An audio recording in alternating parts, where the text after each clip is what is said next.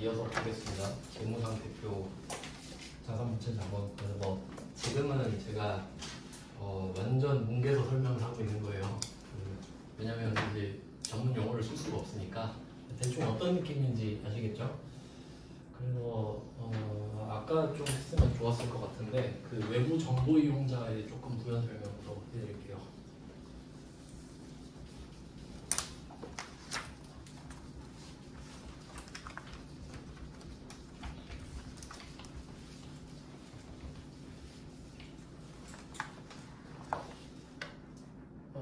손익계산서까지 하고 하는 게 낫겠다. 그래서 재무상태표 구성은 이렇게 되고요. 그리고 여러분이 좀 기억하셔야 될 내용은 결국 이 회사가 얼마를 가졌냐를 판단할 때 아까 5억, 4억, 1억 이렇게 했잖아요. 그럼 실제로 이 사람 돈이 얼마 들어간 거죠? 1억이죠. 그러니까 그걸 순자산이라고 해요. 그러니까 자산 마이너스 부채. 좀 당연한 말이죠. 내가 갖고 있는 돈에서 갚아야 될 돈은 없는 돈이랑 똑같잖아요. 그러니까 자산 마이너스 부채, 이걸 순자산이라고 해요. 순자산. 그러니까 순자산이 뭔가요? 라고 하면 자산에서 부채를 뺀 금액을 말합니다. 그러니까 범위로 치면 이렇게 되겠죠. 그러면 이 자산에서 부채를 뺀 순자산은 필연적으로 뭐랑 같을까요? 자본이랑 같을 수밖에 없지. 그러니까 자본은 이런 식으로 구합니다. 자산과 부채는 기준이 정확하거든요. 그럼 자산 빼기 부채 하면 남은 거 있을 거 아니에요. 이거랑 자본이 똑같은 걸 이용해서 자본을 구하는 거예요. 그러니까 엄밀히 따지면 우리는 순자산을 구하는 거죠. 근데 그게 자본이랑 같으니까 자본을 구할 때 순자산을 구하는 거예요. 이해되셨죠? 그냥 뭐 그렇구나 하시면 돼요. 별로 안 어렵죠. 삼수죠 지금. 자본. 그리고 이거는 이제 앞으로 계속 설명을 드릴 건데 이게 자본이 제일 어려워요. 자본 제일 어려워요. 근데 아셔야 될 거 아니에요. 어렵다고 안 하면 그럼 인생도 못 살죠. 전 인생이 너무 어렵거든요 지금. 포기하면 안 되잖아요. 그래도 자본은 3개로 나눠지는데 중요합니다. 이건 계속 제가 언급을 드릴 거예요. 자본은 3개로 나눠진다. 2개에서 쪼개야겠다. 그러니까 쉽게 말하면 자본이 뭐예요? 라고 하면 아까 제가 그 엄마 아빠가 주주랑 똑같다 그랬잖아요. 그러니까 여러분으로 치면 엄마 아빠가 여태까지 나한테 집어넣은 돈, 그게 첫 번째 주주와의 거래입니다. 주주와의 거래. 뭐 주식회사는 이제 이거 하고 설명드릴게요. 주주와의 거래라고 하는 거는 그 뭐 좀 어려운 말로 유상증자라고 하는데, 그러니까 그 회사가 주식을 돈 받고 파는 경우가 있어요. 보통 그때 기업 공개라고 하는데 그때 주식값이 막 뛰거든요. 그때 사면 대박이에요 일단. 근데 그런 거 일단 차치하고 그냥 주주가 나한테 투자를 하는 거. 그럼 한번 생각해 보세요. 주주가 내 주식을 사잖아요. 근데 이게 실제로 생각하잖아요. 주식이란 물건은 없어요. 맞죠? 그러니까 여러분이 삼성전자 주식을 10주를 샀다고 할게요. 난 삼성전자 주식 10주를 갖고 있어. 그럼 이때 친구가 야, 너 삼성전자 주식 보여줘봐. 어떻게 생겼냐? 보여줄 수 있어요? 못 보여줘. 왜냐면 그건 권리예요. 그러니까 주식은 정확히 뭐냐면 그 회사마다 한 2월쯤에 주주총회를 하거든요. 주식 있는 사람들. 근데 내가 삼성전자 주식 10주 있다고 주주총회 가면 쫓겨나요. 거긴 막 몇만 주 있는 사람들이 가는 곳이에요. 그냥 갈 수 있다고 치면 주주들이 모여가지고 이야기를 하는 거예요. 야, 우리 이익 얼마 남았는데 배당 얼마씩 할까? 아니면 남은 돈 투자해서 내년에 새로운 사업 해볼까? 이게 주주총회예요. 왜냐면 주주가 회사 주인이잖아요. 정확히 주식의 주인인데, 그럼 그 이야기를 하는 게 주주총회란 말이죠. 그래서 그 사람들은 회사에 투자하는 사람이기 때문에 권리가 있는 거 아닙니까? 그래서 뭐 주주와의 거래는 그런 식으로 되는 거예요. 그러니까 근데 그 주식은 사실 그냥 투자한 거밖에 안 되잖아요. 그러니까 이 말은 주식을 내가 몇 주를 갖고 있다는 소리는 이 회사에 얼마를 투자했다는 증거인 거예요. 그냥 뭘 산 게 아니라. 그러니까 여러분이 만약에 삼성전자 10주를 뭐 얼마에 샀다 그러면 그 얼마를 투자했다는 증거가 이 10주라고 뭐 그런 내용이에요. 그러니까 주주와의 거래로 만약에 우리 회사가 그러니까 주식을 새로 팔았다고 합시다. 그럼 새로운 주주가 생겼죠. 내 주식을 누가 사갔으니까. 그럼 그 돈이 만약에 10만 원이라 해볼게요. 그럼 10만 원의 자산이 는 거예요. 근데 그 자산이 부채예요, 자본이에요? 부채는 아니겠지. 왜냐면 내가 10만 원을 투자를 받은 거 아닙니까? 이해되세요? 그러면 그 주주가 만약에 우리 회사가 마음에 안 들면 다른 사람한테 주식을 파는 겁니다. 나한테 환불 요청을 하는 게 아니라. 그건 이따 자세히 설명해 드릴게요. 지금 하면 좀 어렵죠. 그러니까 결론 뭐냐면 자본은 어떻게 만들어지냐면 누가 나한테 투자해 주는 거야. 내 가능성을 믿고. 그러니까 엄마 아빠가 나한테 막 못 사주고 그러는 거예요. 너 잘 되면 좋겠다 그런 거지. 나중에 갚아 이런 거 아니잖아요. 그럼 우리가 자발적으로 내가 취직하면 엄마한테 초월급 다 드려야지 막 그런 생각을 자발적으로 하잖아요. 그게 주주한테 배당하는 거예요. 근데 안 해도 되잖아. 네. 그다음 두 번째는 번 돈입니다. 번 돈. 네, 그냥 쉽게 번 돈인데 번 돈이라고 써도 되나? 너무 없어 보이는데. 요거를 이제 두 개로 나눌 겁니다. 첫 번째가 단기 손익이라고 하고요. 두 번째가 기타 포괄 손익인데, 그러니까 요 부분은 제가 자본에서 좀 자세히 하는데 그냥 말씀만 드리는 거예요. 지금 그냥 뭐 그렇군 이런 느낌인데, 그러니까 지금은 이 정도만 아시면 돼요. 그러니까 자본이란 게 어떻게 구성이 됐냐면 처음에 누군가가 나한테 투자해준 돈 또는 아까 수익과 비용 알려드렸죠. 그럼 수익 100, 비용 80, 이익 20 기억나시죠? 그럼 그 이익 20이 어디로 가냐? 자본으로 갈 거 아닙니까? 부채는 아닐 거 아니야. 그러니까 20이 늘어났잖아요. 그럼 그 20이 자산일 거 아닙니까? 그러니까 자산밖에 늘어날 게 없잖아, 왼쪽은. 근데 오른쪽은 뭐가 늘어나겠냐 이거지. 부채는 아니잖아요. 내가 20을 내가 힘들게 벌었는데 은행한테 줘? 그럴 리가 없죠. 그럼 그건 자본인 거라고. 이해됐죠? 그러니까 별거 아니에요. 그럼 자본이 어떻게 만들어졌냐? 내가 처음에 투자받은 돈이랑 내가 번 돈 이렇게 돼 있을 거라고. 알겠죠? 그럼 이 두 개가 막 섞여 있는 거예요. 그러니까 그걸 구분하는 겁니다. 그냥 내가 이해하기 편하게. 근데 그 번 돈을 두 개로 나누는 거예요. 근데 이게 단기 손익, 기타 포괄 손익이 있는데 결과적으로 손익이긴 하거든요. 근데 이걸 또 구분해요. 그러니까 왜 그러냐면, 그러니까 좀 그래도 처음이지만 설명을 한번 드릴게요. 그러니까 지금 하고 있는 게 수익에서 비용을 빼면 이익이 되잖아요. 이익. 근데 요거는 자산이 될 거 아닙니까? 내가 번 돈이니까 내년은 자산이 늘어나 있을 거 아니에요. 그러면 자산이 늘어났겠다. 그러면 자산이 늘어나면 필연적으로 부채 또는 자본이 같이 늘어난단 말이에요. 그림을 생각해봐요. 자산이 위로 늘어나면 자산과 부채가 같이 늘어나는 거겠죠? 그럼 그런 경우는 뭐냐면 은행에서 돈을 빌릴 때. 그럼 내 자산이 늘어나지만 그 자산은 결국 갚을 부채죠. 그러니까 자산과 부채가 같이 늘어나는 거예요. 돈을 빌리면. 근데 내가 주주들한테 주식을 팔았어요. 기업 공개를 처음에 하면서 비상장에서 상장을 하면서 주식을 쫙 푼 거예요.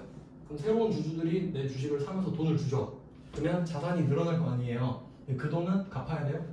아니죠. 그럼 밑으로 늘어나는 거라고. 알겠어요? 근데 이렇게 하면 주식 발행이 좋아 보이죠. 아니, 채권자는 무조건 이자랑 원금을 요구한다니까. 너가 힘들어도 야 원금 이자 내놔. 너가 그거 못 갚을 거면 빌리지 말았어야지. 이게 채권자예요. 근데 주주는 그래도 해봐. 한번 열심히 해봐. 이런 느낌이라고. 하지만 그건 정량적인 거고요. 이따가 자세히 말씀드릴 건데, 이 주주가 늘어나는 건 잔소리 하는 사람이 늘어난다는 소리입니다. 엄마가 100명이에요. 성격이 다 다른 엄마가 100명이에요. 그럼 이거 해라 저거 해라 막 안해 주주 다 꺼져 막 이럴 수 있다고. 그래서 나중에 주식을 소각하게 돼요. 그러니까 처음에는 이런 느낌이거든요. 내가 주식회사가 왜 만들어지냐면 내가 돈이 없어. 근데 아이디어가 너무 좋은 게 있단 말이에요. 이거 하면 대박인데? 그러면 그런 사람은 뭘 해야 되냐면 투자자를 찾아놨어야 돼요. 투자자. 그러면 투자자들 모아놓고, 그러니까 영화 같은 거 보시면 영화 딱 그 엔딩 크레딧 올라갈 때 투자자 누구 막 써있죠. 그러니까 그 사람들한테 가가지고 영화 감독이 막 시나리오 하면서 설명한 거야. 저한테 투자하시면 이번에 500만 기본이고 막 이러면 했을 거 아니에요. 그럼 그 사람들이 투자자가 다 주주가 될 거 아닙니까? 그러면 그 주주들이 뭐라 그러겠어? 와갖고 그 스토리 별론데 좀 바꾸지. 이런 사람들이 많아진다고요. 근데 나한테 돈 빌려준 채권자들은 그런 잔소리 합니까? 안 해. 돈이나 잘 갚아라 이러지. 이해되세요? 그러니까 채권자는 깔끔해. 원하는 거 원리금입니다. 근데 주주는 돈을 원하진 않거든요. 근데 귀찮아. 주주총회에서 말이 많아요. 그러니까 나중에 내가 돈이 없어서 막 투자를 많이 받았잖아요. 그럼 나중에 진짜 주식 태워버립니다. 주주를 없애려고 그러는 거예요. 주주를 아예 없애면 이 회사 내 회사 되잖아. 뭐 그럴 수도 있어요. 네. 그냥 그렇다는 겁니다. 그럼 결론은 수익과 비용은 이익이 되고 그 이익은 자산이 되는데 그 자산은 자본인 자산. 알겠죠? 그러니까 여기서 중요한 것은 수익과 자본의 방향이 같다는 거네요. 결국 수익이 생기면 타고 가서 자본이 되는 거 아닙니까? 맞죠? 그러니까 번 돈을 두 개로 나누면 수익과 자본으로 나누는 거예요.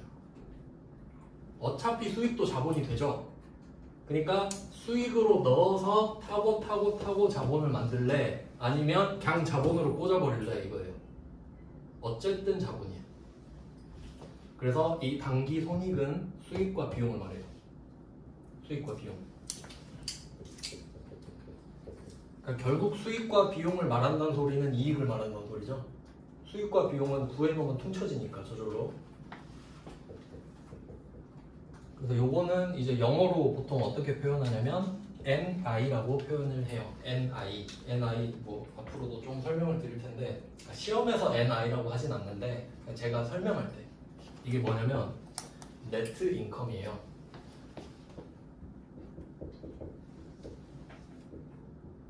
일단 인컴은 그냥 수입인데 인컴은 들어온다는 뜻이니까 이것 좀 알아두시면 좋은데 알고 있으면 좋은데 네트가 막 그물 이런 뜻 있잖아요. 네트, 순이라는 뜻이 있습니다. 순수, 뭐 단기 순이익 할 때. 그래서 네트가 꼭 들어가요. 순하면. 그래서 네트 인컴, 수익에서 비용을 빼버린다는 소리예요. 그러니까 이게 이익을 뜻하는 거지 결국. 그래서 수익과 비용은 굳이 구분하지 않고 퉁쳐서 NI라고 해버립니다. 그러니까 수익도 NI라고 하고 비용도 NI라고 해버려요 그냥. 어차피 네 결과가 이익 아니냐 이거기 때문에. 그 다음에 기타 포괄 손익은 이제 선택권이 없죠. 수익 아니면 자본밖에 없다고 했으니까 얘는 번 돈이긴 한데 수익 비용으로 넣긴 좀 그러네 이런 애들이에요. 그럼 선택지가 없잖아요. 자본밖에. 그냥 바로 자본으로 꽂아버립니다. 결과는 같죠. 근데 타고 가냐? 일로 넣어서 타고 가게 할 거냐? 바로 꽂아버릴 거냐? 그럼 얘네들은 어디서 만나죠? 저번에서 만나겠죠? 둘이 너도 왔네? 난 먼저 와서 기다리고 있었어 이러겠죠 얘가. 그래서 얘는 영어로 OCI인데 I는 인컴이겠죠? 인컴. 근데 이제 OC가 other 기타 다른 애들 이건 comprehensive인가? 포괄적인 이런 뜻이에요. 그러니까 다른 기타 등등 수익. 그러니까 수익 비용 빼고 나머지. 그럼 걔는 자본밖에 될 수가 없어 구조상. 그러니까 이걸 알면 되게 편해요. 이게 끝이에요 사실. 제가 10년 동안 회계를 배우면서 알아낸 거예요. 이게 끝이구나. 와 이걸 몰랐구나. 근데 여러분한테는 바로 알려주잖아요 첫 시간에. 근데 이게 진짜 간단해 보이는데 와 진짜 미칩니다 이거 사람. 대충 어떤 느낌인지 아시겠죠? 그러니까 자본 들어가서 이제 한번 봅시다 어떻게 되나. 일단 이런 구조예요 재무상태표는. 그래서 자산은 빌릴 수도 있고 내가 빌린 돈일 수도 있고 투자받은 돈일 수도 있고 번 돈일 수도 있다. 그것뿐이에요. 내가 가진 자산은 세 개뿐. 빌린 돈, 투자받은 돈, 번 돈. 끝. 이렇게 하면 재무상태표.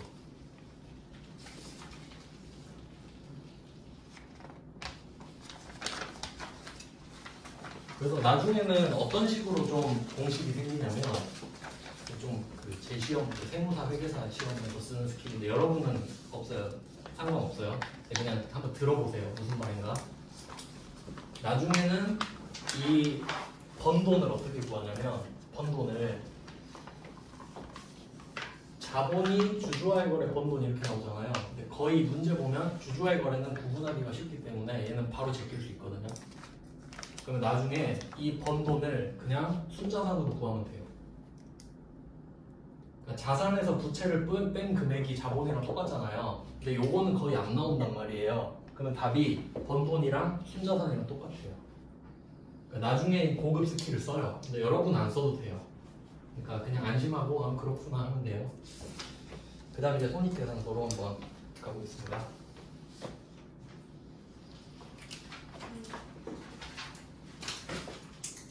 그 전에 외부 정보 이용자에 대해서 설명을 추가로 이거까지 하고 가야 돼요. 아. 왜냐면 이게 합쳐서 재무제표여가지고 하려고 했는데 그럼 또 끊어지게 될 것 같아가지고요. 이거까지 하고 같이 설명드릴게요. 손익계산서 IS. 그럼 이제 I는 제가 몇 번 말씀드렸죠. I 방금 인컴 그리고 S는 스테이트먼트 상태. 그러니까 얼마를 벌어들였냐 이거지 1년 동안. 그럼 이때 손익이 나오는 순간 바로 기간입니다. 이해되셨죠? 그러니까 수익이 그거랬잖아. 월급 연봉이랬잖아. 너 월급 얼마야 하는 순간 한 달 동안 얼마 버니 기간 나와버리죠? 그러니까 손익이라는 말이 나오는 순간 기간이라니까. 그러니까 비용도 생각해보세요. 네가 한 달 동안 얼마를 썼어 식비. 그런 게 비용 아닙니까? 최소 하루라도 기간이 되는 거예요. 그래서 손익계산서는 자연스럽게 1월 1일부터 12월 31일이 되는 겁니다. 아주 자연스럽게. 그러니까 이거는 나중에 설명도 안 해요. 너무 당연해서. 초록불에 건너는 것 같은 거야. 아니 손익계산서가 기간이지 이런 느낌이라고요. 그래서 나중에 이제 말 문제 미리 좀 말씀드릴게요. 회사의 재무 상태를 알고 싶다. 그러면 뭘 보면 될까요? 재무 상태표 보면 되겠죠. 이거 누가 틀리겠습니까? 회사의 재무 상태를 알고 싶으면 뭘 보면 된다? 재무 상태표. 이거 아무도 안 틀려요. 근데 나중에 뭐 나오냐면 회사의 경영 성과를 알고 싶으면 뭘 볼까요? 이 문제네요. 그치. 그게 성적표 아닙니까? 경영 성과 아닙니까? 왜냐면 왜 재무 상태표로 경영 성과를 파악을 못하는지 아세요? 만약에 1억이 늘었잖아요. 빌린 건 어떻게? 1억을 빌렸어. 그럼 뭐 그게 건전한 자산입니까? 별로 의미가 없을 수도 있죠. 근데 수익과 비용은 순자산의 증가잖아요. 그러니까 자산에서 부채를 뺀 거랑 똑같다 그랬죠? 그러니까 적어도 자산이 부채보단 크단 소리야. 그렇단 소리예요. 죄송해요. 첫날부터 좀 너무 갔나요? 근데 이거 어차피 알아야 되는 거라서 다시 말씀드릴게요. 재무상태표에서 자산이 늘었다는 거는 자산이 늘었는데 부채랑 자산이 늘었는지 자본과 자산이 늘었는지 몰라.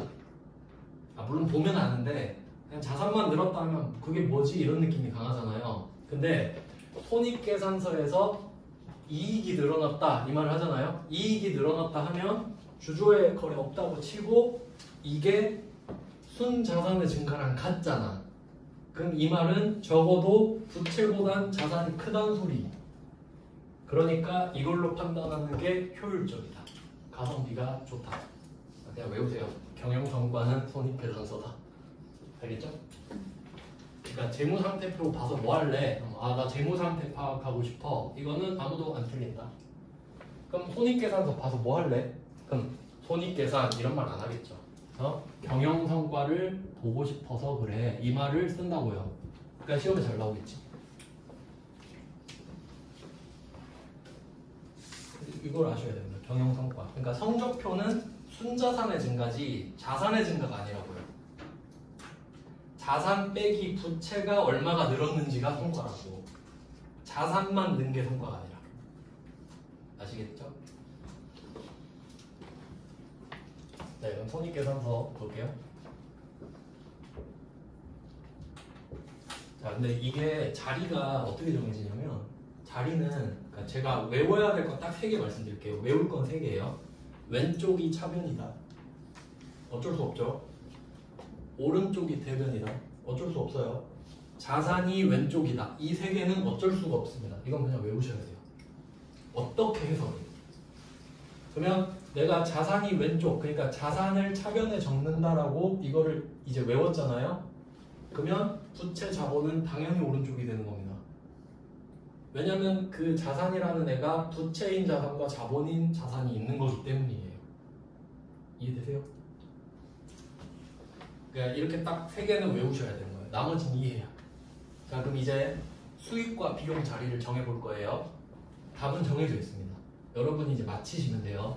자, 한번 볼게요. 수익은 어떻게 생기는 거냐면 자산이 늘어나는 거예요. 그러니까 예를 들면 예시를 들어볼게요. 만약에 자산이 100이 늘어났어요. 그리고 부채가 70이 생긴 거예요. 근데 이때 주의하실 거는 부채는 부채라는 존재 자체가 마이너스 성격인 거예요. 맞죠? 부채가 늘었다라는 게 좋은 거예요. 그게 마이너스인 거잖아. 부채가 줄어들면 좋은 거잖아. 이해되시죠? 성격 자체가 마이너스라고. 그러면 이때 내가 자산이 100이 늘고 부채가 70이 늘었다 하면 순자산이 얼마가 된 거죠? 30이 된 거지. 그러니까 100이 늘었지만 어차피 70은 갚아야 되는 거잖아요. 그럼 퉁쳐버리면 아, 이게 순자산이 30이 늘었다. 이렇게 설명할 수 있겠죠? 또는 이럴 수도 있을 거예요. 자산이 30이 늘고 부채가 안 는 거야. 그럴 수도 있죠. 그럼 이것도 순자산 30이죠? 네, 어찌 됐든 이런 느낌이라고. 순자산을 본다는 게 이런 거예요. 그럼 여기서 100에 70이든 30이든 안 중요하죠. 그냥 30이 늘었다는 게 중요한 거 아닙니까? 그러니까 순자산을 보는 거예요. 자, 그럼 이때 이렇게 늘어났어. 자산이 100 늘고 부채가 70이 늘었다고 할게요. 그럼 결국 자산 쪽으로 더 튀어나오게 돼요. 자산 쪽으로 더 늘어나게 돼요. 그럼 이때 자산이 뭐 어떻게 설명해야 되냐? 이렇게 100만큼 있다고 치면 70은 좀 더 작을 거 아닙니까? 이렇게. 그러면 이쪽에 30만큼이 비잖아요. 그럼 이걸 뭐라고 할지 맞춰보자 이거지. 왼쪽이 100, 오른쪽이 70, 그 빈칸 30 있죠? 이게 생각해봐요. 여러분 기분이 좋아요? 나빠요? 자산 100 늘고 부채 70 늘었어. 기분 좋죠? 그럼 이제 기분 좋은 걸 수익이라고 할까요? 비용이라고 할까요? 수익이라고 해야죠. 기분 좋잖아요, 수익. 그럼 자리가 어디죠, 수익은? 어디가 비었어, 지금? 오른쪽, 왼쪽? 오른쪽이잖아요. 수익은 오른쪽이에요. 그러니까 이미 정해져 있다고. 그러니까 정해져 있는데 맞히고 있다, 지금. 물론 어렵지만. 다시 해볼게요. 뭐 다시 똑같은 말 해야 되는데? 자산이 100이 늘고 부채가 70이 늘었다. 이해되시죠? 그럼 기분이 좋잖아요. 결국 30은 내 거란 소리니까. 근데 그 30이 뭐냐 했는데 자산, 부채도 아니고 자본도 아니래요. 그렇잖아. 그러니까 한 달 동안 자산이 100이 는 거고 한 달 동안 부채가 70이 는 거거든. 그래서 30이 는 거란 말이죠. 그럼 이때 부채도 아니고 자본도 아니래. 그럼 여기는 끝인데 자리가 오른쪽이 비어있지 않습니까? 30만큼. 그럼 얘가 수익이라고. 30만큼 기분이 좋으니까요. 그러니까 무조건 왼쪽 오른쪽은 맞아야 돼요. 그래서 수익. 그러니까 자산이 늘면 왼쪽에 써야 되거든요. 그럼 그 수익을 오른쪽에 써야 돼요.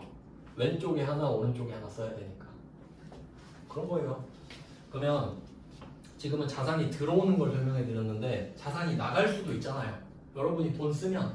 그러면 자산은 왼쪽이라고 한 걸 이게 무슨 뜻이냐면 자산이 늘어나면 왼쪽에 쓰는 거예요. 예를 들어볼게요. 여러분이 길 가다 10,000원을 주었어요.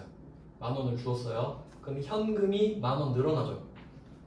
차변에 현금 10,000원 이렇게 씁니다. 왼쪽이에요. 이제 오른쪽이 비었죠. 그러면 자산이 늘었죠. 순자산 증가했죠. 지금 부채는 안 늘어났잖아요. 그럼 기분이 어때요? 좋죠. 그럼 오른쪽에도 똑같이 써줘야 되거든요. 그럼 이거 뭐라고 쓸 거냐? 수익 이렇게 쓰면 된다 이거예요. 순자산이 늘어서 기분이 좋다. 이겁니다. 엄청 간단해요. 그러니까 여기에 비용이 올 수는 없겠잖아. 그러면 내가 이거 기분 좋았어요. 근데 다음날 10,000원을 잃어버린 거예요. 그러면 어떻게 해요? 현금 없어지죠? 현금 10,000원을 오른쪽에 쓰면 원래는 왼쪽인데 오른쪽에 썼다는 건 감소한다는 뜻이에요. 반대니까. 그럼 기분이 어때요? 안 좋아요. 그럼 이거 뭐라고 써요? 비용. 그러니까 자리가 이렇게 된다고. 외우는 게 아니라. 아시겠죠? 자산이 늘면 기분 좋으니까 수익, 자산이 줄면 기분 안 좋으니까 비용. 이렇게 구성이 된다. 이렇게 됩니다. 근데 여러분이 이제 뭐 회사 운영하거나 사업한다고 하면 당연히 비용보다 수익이 많아야 되죠. 물론 아닐 수도 있지만 그걸 바라잖아요. 그러면 우리가 원하는 이상적인 형태는 이런 모양이겠죠. 수익이 더 컸으면 좋겠지. 맞죠? 그럼 여기에 빈칸 있잖아요. 요거 이름 뭘까요? 수익에서 비용을 뺀 거예요. 순수익. 안 써놨네. 이익. 이익이잖아요. 이런 느낌이라는 거예요. 결국 회계는 산수입니다. 왼쪽 오른쪽을 합쳐서 결국 금액이 똑같아야 돼요. 근데 어떻게 요리조리 옮길 거냐가 문제인 거죠. 이게 끝이에요. 내가 10년 동안 알아낸 거야 이게. 여러분 하루 만에 이제 하산하시면 됩니다. 말이 쉽지 이 안에 디테일이 어마어마해요. 근데 대충 얼개는 아시겠나요? 이렇게 돌아갑니다. 그러니까 얘 둘은 뗄 수 없는 관계예요. 그러니까 결론은 뭐냐면 이렇게 일단 기억하세요. 야매로 수익이 늘면 자본이 는다. 이게 핵심입니다. 야매로 그냥 결론만 내면. 그러니까 되게 간단해 보이잖아요. 아니 뭐 수익이 늘면 자본이 는다고? 그럼 자본은 어떻게 느는데? 그럼 근순자산 막 이렇게 또 다시 가야 되는 계속 타고. 근데 궁극적인 건 뭐냐? 수익이 늘면 자본이 늡니다. 근데 그걸 수익으로 넣을 건가요? 바로 자본으로 넣을 건가요? 이 문제예요. 결국. 왜냐면 여러분 공부하다 보시면은 자산 부채를 찾는 건 일도 아니에요. 자산 부채는 본능적으로 알아요. 그냥 이거 자산이네, 이거 부채네. 자본을 모르겠거든. 그럼 결국 회계는 뭐냐? 수익과 비용과 자본의 싸움인 거예요. 결국 이것 때문에 머리가 터져요. 나중에는 자산 부채는 아무도 헷갈려하지 않습니다. 단 한 명도 못 봤어요. 진짜로. 여러분 다 비전공자시잖아요. 전부 다 자산 부채는 아무 말도 한 적이 없어요. 아시겠죠? 그러니까 제가 자본에 힘을 많이 써서 설명을 드리겠습니다. 일단 돌아가는 건 이렇다. 그래서 실무에서 재무제표 좀 보자 하면 재무상태표랑 손익계산서를 보여주면 되는 거다. 일단 이렇고요. 그럼 이제 이 두 개를 묶어서 재무제표, 처음에 이거 되게 많이 헷갈려 하시는데 재무제표가 상위 그룹이죠. 왜냐면 여러 가지 제가 있으니까요. 그럼 그 재무제표 아래에 재무상태표랑 손익계산서가 있는 겁니다. 처음에는 앞에 둘 다가 재무씨잖아요. 둘 다. 그게 그거 같다고. 그럼 나중에 뭐 재무상태표인지 재무제표인지 그거 뭐야 그렇게 돼요. 안 돼. 둘이 다릅니다. 재무제표는 수익 같은 애고 재무상태표는 이익 같은 애라고요. 그러니까 다르다고요. 비슷해도 얘가 더 위에 있는 거 아시겠죠? 그러니까 재무제표가 재무상태표를 포함한다라고 알고 계셔야 돼요. 우리 뭉개면 안 됩니다. 저라면 제가 출제자잖아요. 그럼 어떻게 될 거냐면 재무상태표는 재무제표이다 이렇게 될 거예요. 그럼 맞아요? 틀려요? OX. X. 재무 상태표는 재무제표이다. 그건 맞는 거예요. 그러니까 재무 상태표는 재무제표 안에 포함되어 있잖아요. 그럼 재무 상태표는 재무제표 맞잖아. 맞잖아요. 이거 이런 거 패기는 이런 게 어렵거든요. 그냥 이렇게 해볼게요.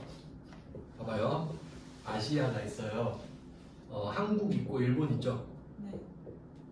그럼 봐봐요. 한국은 아시아다. 맞아요? 맞잖아. 근데 아시아는 한국이다. 아니지. 그 말하는 거잖아요. 그럼 재무상태표는 재무제표다? 맞잖아. 재무상태표는 재무제표가 맞잖아. 한국이 아시아인 것처럼. 근데 그럼 뭐 또 되겠어요? 재무제표는 재무상태표이다. X지. 근데 이걸 내가 실무에서 바로 생각할 수 있을까? 기계화가 돼야죠. 근데 이 두 개를 헷갈리면 안 됩니다. 기본적으로. 아시겠죠? 그렇게 말장난을 할 수가 있다. 그래서 수익 비용, 재무상태표, 손익계산서 이걸 재무제표라고 한다. 그러니까 영어로까지 쓰는 이유가 그거예요. 재무가 파이낸스잖아요. 얘는 다 보여주는 거예요. 재무를 전부 다. 근데 이 밸런스 시트는 자산, 부채, 자본의 밸런스만 보여줍니다. 좌우 대칭만. 뭐 그런 거예요. 그럼 이제 그 재무제표로 가서 외부 정보 이용자로 다시 가볼게요.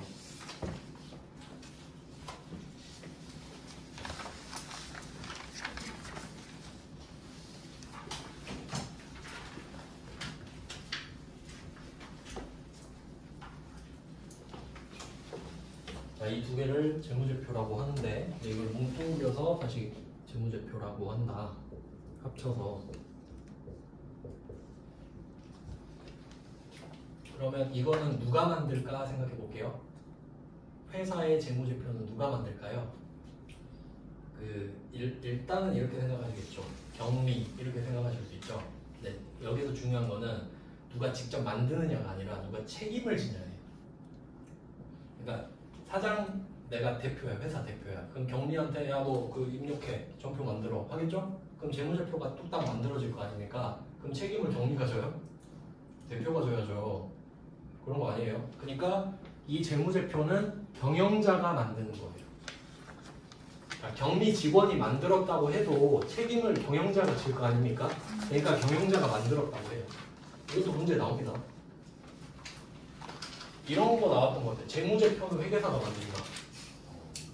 아니 회계사가 남의 회사 걸 왜 만들어줍니까? 바쁜데.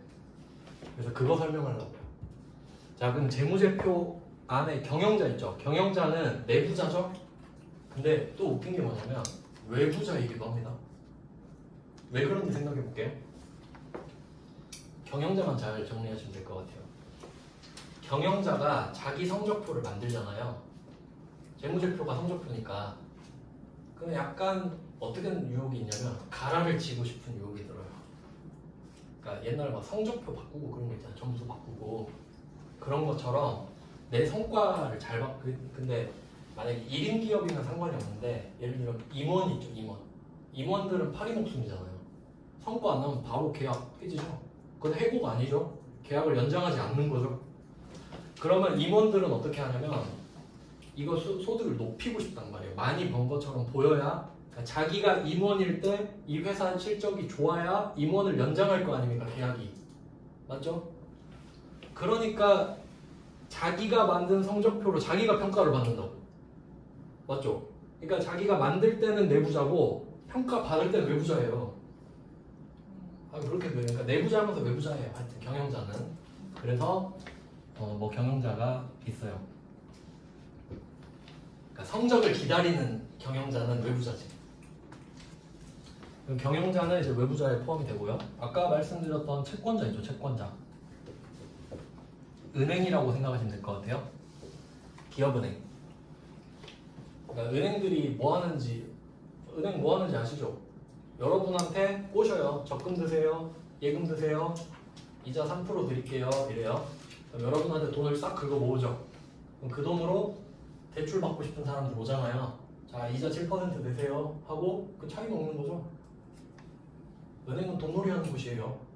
그러니까 은행은 불경기여도 이익이 어마어마합니다. 진짜 돈놀이 하라고 합법적으로 깔아준 업종이기 때문에 저리대금업자죠 은행은. 그래서 그런 채권자, 그래서 아까 말씀드렸죠, 은행은 돈 빌려주고 계속 쳐다보고 있어요. 장사 잘하나. 그럼 장사 못하면 야 너 망할 것 같다, 빨리 나부터 갚아라, 이러거든요. 그러니까 맨날 보고 있는 거야. 재무제표, 내가 돈 빌려준 회사 재무제표 맨날 보고 있다고요. 물론 1년에 한 번밖에 안 나오긴 하지만 대기업은 분기마다 나옵니다. 그러니까 공식적으로는 1년인데 대기업은 기다리는 사람 많잖아요. 분기마다 내요, 자기들이 그냥. 그러면 채권자 궁금하죠, 이 회사? 그러니까 지금 제가 적는 거 외부 이용자예요. 경영자는 자기가 이 성적으로 어떤 평가를 받을지 궁금하잖아. 그러니까 밖에서 기다리고 있다고. 지가 성적표 만들어 놓고. 그럼 채권자도 궁금하죠. 아, 얘가 원금 갚을 수 있을까? 맨날 본단 말이에요. 그리고 주주는 투자자라고 보시면 되는데,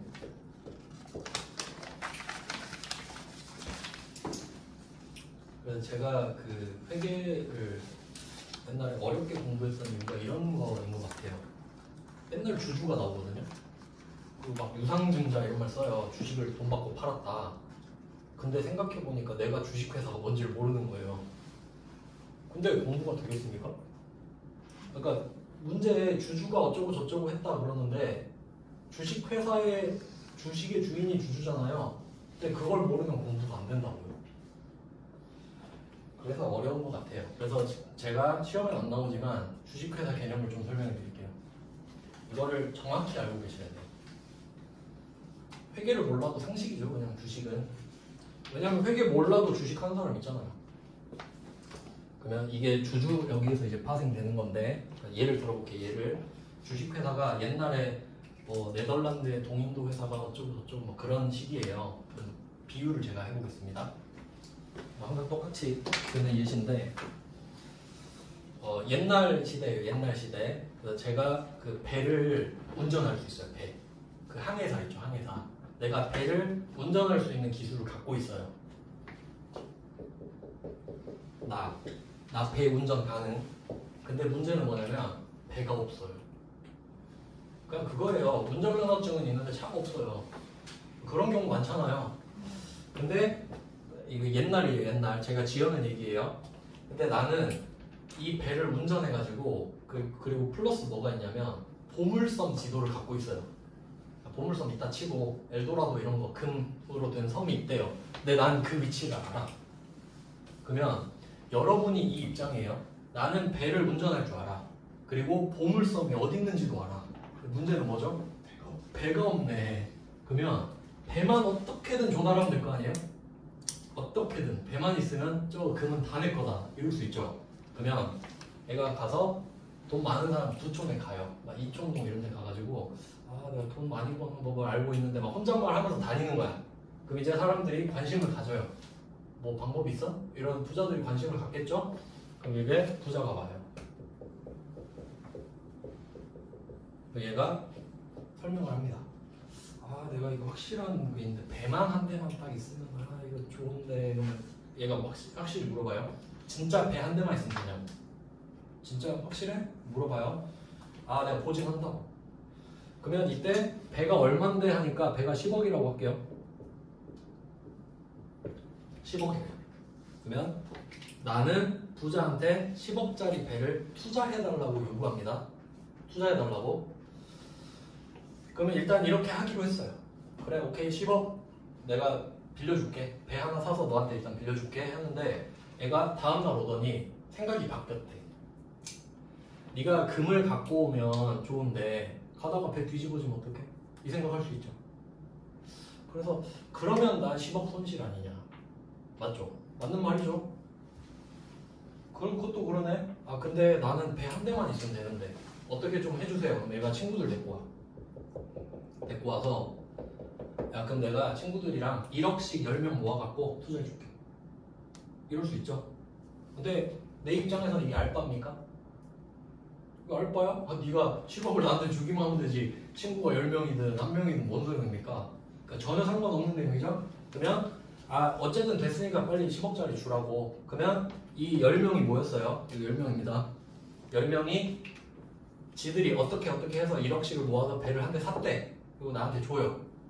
그러면 나는 증거가 있어야 되거든요. 나한테 투자를 해줬다는 증거. 그러면 내가 이게 친필 서명을 해가지고 이 10명한테 하나씩 줍니다. 내가 살아서 돌아오면 이게 너네들의 증거다. 그러면 이 사람들의 지분율을 따져볼게요. 이 배의 소유권 몇 %씩 갖고 있죠?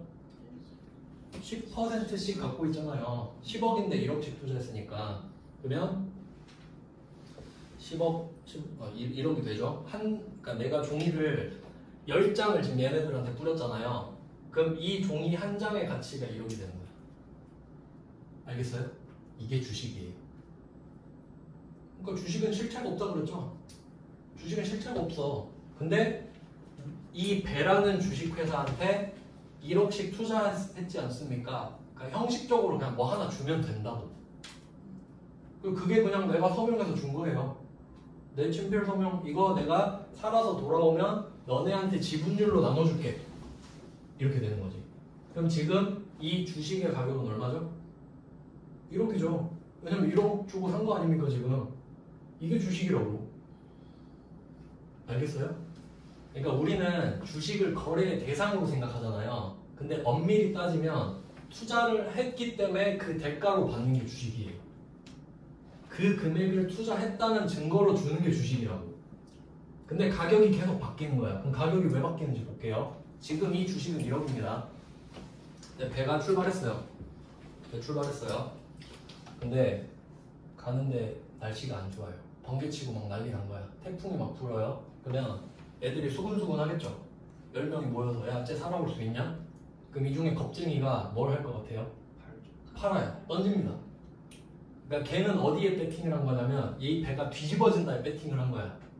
그럼 얘는 머릿속에 이 배가 뒤집어진다는 생각밖에 없거든요. 그러면 얘는 5천만 원에 옆 사람한테 팔아버립니다. 그거 던진다고 그러죠. 지금 배가 뒤집어지게 생겼는데 5천이라도 건져야지 이 생각한다고요. 근데 이 중에 또 어떤 애도 있어요. 야수의 심장이 있지. 아니 무조건 돌아온다 얘는. 그런 애들 있어요. 그러면 5천 원에 줍줍하죠? 그 주가가 그렇게 바뀌는 거예요. 그럼 주가가 왜 바뀌냐 이제 생각해 볼게요. 주가가 왜 바뀌냐면 주주의 기대 때문이에요. 지금 배가 뒤집어졌나요? 안 뒤집어졌지. 근데 뒤집어질 것 같다는 사람이 많으면 주가가 어떻게 돼요? 떨어지지. 다 던지지. 저 배는 뒤집어진다. 1,000만 원에 사실 분 이런다고. 근데 야수의 심장이 다 줍줍 해. 다 죽었어요. 근데 이제 갔다 와 보니까 3명 남은 거야. 3명. 한 명이 6장 갖고 있고 한 명이 3장, 한 명 1장 갖고 있는 거예요. 이럴 수 있겠죠? 그러면 주가가 막 바뀌었어. 근데 얘네들이 전부 다 1억에 산 건 아닐 거야. 이제 금액이 바뀌었어요. 자, 근데 나가 1,000억 원어치 금을 가져왔습니다. 1,000억 원어치. 대박이죠? 자, 그러면 이제 이 3명이 모여서 이야기를 합니다. 3명이 모여서 이야기를 해요. 이 1,000억 어떻게 할래? 어떻게 할까? 그럼 이제 나가 말하죠. 내가 고생했으니까 나는 이제 얼마나 갔지? 이야기하는데 야, 넌 꺼져. 이래요. 잘 보세요. 나 있죠. 나는 배를 운전한 사람이에요. 선장이죠. 그러면 이 사람들은 뭐냐면 선주예요. 맞죠? 그럼 얘네들이 모여서 이야기를 하는 거예요. 1,000억을 어떻게 할까? 야, 그럼 너 고생했으니까 1억 먹고 떨어져. 이럴 수 있습니다. 주주총회에서 그거 하는 거예요. 이해되세요? 1,000억을 벌어왔는데 내가 지금 뺑이 쳐서 벌어왔잖아요. 근데 야, 1,000억을 우리가 6대 3대 1로 나누자 끝! 하고 가져가 버리는 거예요. 600억, 300억, 100억. 이게 주식회사입니다. 실제로 일어난 일이에요. 가상이 아니라. 그러면 얘 억울하죠. 근데 그러니까 이런 게 바지 사장이에요. 대표.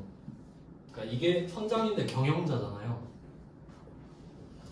잘 보세요. 경영자가 회사 주인입니까? 아니. 주주가 임명한 사람이야. 그러니까 내가 배 주인이야. 근데 내 배 고급 배인데 운전 잘하는 애 한번 뽑아볼까? 그래서 얘를 뽑은 것 뿐이에요. 그럼 연봉 얼마? 1억 하고 끝이에요. 그냥 1억 줄게 끝. 나머지 999억은 우리가 가져갈게. 이게 주주라고요. 이게 주식회사예요. 알겠어요? 그러니까 주식은 이럴 때 쓰는 거라고. 근데 또 여기서 내분이 일어나. 6대 3대 1이잖아요. 근데 이 3이랑 1이 이래요. 야 이거 그냥 우리 엠빵 치고 끝내자. 엠빵 치고 끝내자. 근데 이제 6은 더 야수의 심정이에요. 아니야, 야 이거 사업이 괜찮다. 10억 투자해서 1,000억 나오지 않았냐. 이거 배 10대 더 사서 10명 더 뽑아서 한 번 더 돌리자. 그럴 수 있죠. 그럼 누구 말대로 될까요? 지분 말 6, 얘가 이깁니다. 왜? 주주총회에서 승자잖아요. 표 대결에서 이겼잖아. 끝입니다. 그럼 이 배는 이거 6표 갖고 있는 내 거예요. 왜냐면 이 3대 1은 쪽도 못 씁니다. 얘네들을 말은 CR도 안 먹힌다고요. 그러면 기분 나쁘면 어떻게 해야 돼요? 팔아야 돼. 이거 6표 갖고 있는 애한테. 근데 얘가 살까요? 안 사죠. 이미 내 건데, 이 회사는. 이런 게 주식회사예요. 뭐 어떻게 돌아가는지 아시겠어요? 그런 느낌이라고. 그러니까 주식은 가격이 떨어지고 말고에 상관이 없어. 선장은 상관이 없다고. 왜냐면 이 사람이 10억 얻었거든요 처음에. 그럼 그 뒤에 막 1억에 팔든 2억에 팔든 5천에 팔든 상관없다고. 주식을 발행한 사람이죠 얘가. 그 뒤에 거래는 상관이 없다고요. 그러니까 이게 무슨 말이냐면 삼성전자가 있어요. 근데 주식을 팔겠죠. 그럼 주식을 산 사람이 이제 주주가 되죠. 그럼 이제 돈을 넣잖아요. 이렇게 됐죠? 그럼 처음에 뭐 발행가가 뭐 5만 원이라고 해볼게요. 5만 원. 근데 주가가 맨날 바뀔 거 아니에요. 6만 원 됐다가 4만 원 됐다가. 근데 그 6만 원, 4만 원으로 바뀌는 게 삼성전자한테 상관이 있냐고. 없죠. 5만 원에 팔고 끝이죠. 근데 이게 어떤 느낌이냐면 이 주주가 5만 원의 주식을 한 주 샀잖아요. 근데 난 삼성전자가 이제 마음에 안 드는 거야 하다 보니까. 그래서 이거 환불해 주세요 라고 하려고 하는데 뭔 환불이에요. 옆에 사고 싶다는 사람 널렸으니까 가서 팔라고. 그게 주식시장 아니에요. 그러니까 주식을 환불하는 게 아니죠. 그 회사한테 가서 딴 사람한테 파는 거죠. 이해되세요? 이게 주식이에요. 그 주식을 들고 있는 사람이 주주. 그러니까 이 지금 10명 모여 있었잖아요. 첫 번째 처음에 이 사람들이 주주니까 너 지금 배 운전 잘하고 있냐고 맨날 물어본다고. 그게 재무상태표, 재무제표 보는 거라고요. 왜냐면 마음에 안 들면 주식 팔아버리려고. 알겠어요? 대충 네. 주식회사는 이런 느낌이에요. 좀 쉬고 한 4시 5분부터 다시 한번 볼게요. 좀 쉬다가.